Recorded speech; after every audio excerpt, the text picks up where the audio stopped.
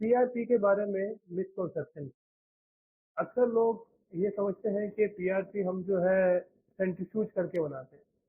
Common ये गलतफहमी है कि पीआरपी आप लैब में जाएं और वहाँ पे सेंट्रीफ्यूज करें और जो उसमें से कलेक्शन हो उसका पीआरपी बना लें। देखिए, मेरे पास जो पीआरपी बनने का मेथड है थोड़ा सा डिफरेंट है, थोड़ा क्या काफ़ी हद तक डिफरेंट है। हम लोग सिंपल साइंटिफिक मशीन यूज़ नहीं करते। पीआरपी ब्लड के वो सेल्स हैं जो कि हमें ब्लड से अलग करने हैं।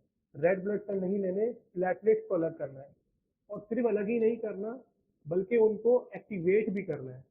तो हम मैं जो पीआरपी बनाता हूँ उसका तरीकेकार ये होता है कि एक तो ब्लड की क्वांटिटी ज़्यादा लेता हूँ ताकि ज़्यादा अमाउंट ऑफ प्लेटलेट्स मेरे पास मिल सके।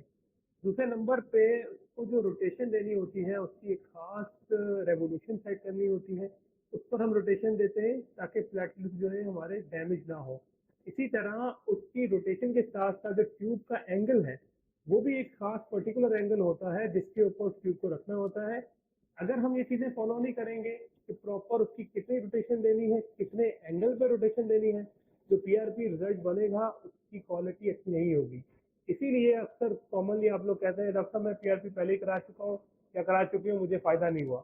ऑब्वियसली फ़ायदा नहीं होगा अगर आप सिंपल साइंटिफिक मशीन से पीआरपी लेके और बेड साइड पे जाके अपना पीआरपी करा लेंगे तो मेरी नज़र में उसका कोई खास फ़ायदा नहीं होगा।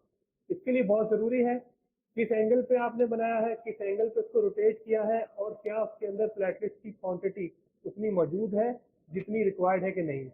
इसके बाद पीआरपी बनाने के बाद नेक्स्ट स्टेप जो मैं करता हूँ वो है फोटो एक्टिवेशन। भाई आपने प्लेटलेट तो बना लिए, अब उनको एक्टिवेट करना भी तो जरूरी है ना कि ताकि वो अपने ग्रोथ फैक्टर रिलीज करें। तो उसकी एक्टिवेशन का कोई ना कोई मेथड होना चाहिए। आमतौर पे लोग इस स्टेप को स्किप कर देते हैं और प्लेटलेट्स को एक्टिवेट नहीं करते हैं। मेरे सेंटर में जो stadium Karachi stem cell clinic है, इसमें इन सब बातों का खास ख्याल रखा जाता है कि पीआरपी को किस रेवोल्यूशन के साथ रोटेट करना है, किस एंगल पे रोटेट करना है, उसमें क्वांटिटी प्लेटेड कितनी होनी चाहिए और उसको एक्टिवेट फॉर्म में इंजेक्ट करना है। और एक्टिवेट फॉर्म बनाने के बाद विद इन हाफ आवर उसको इंजेक्ट करना भी ज़रूरी होता है।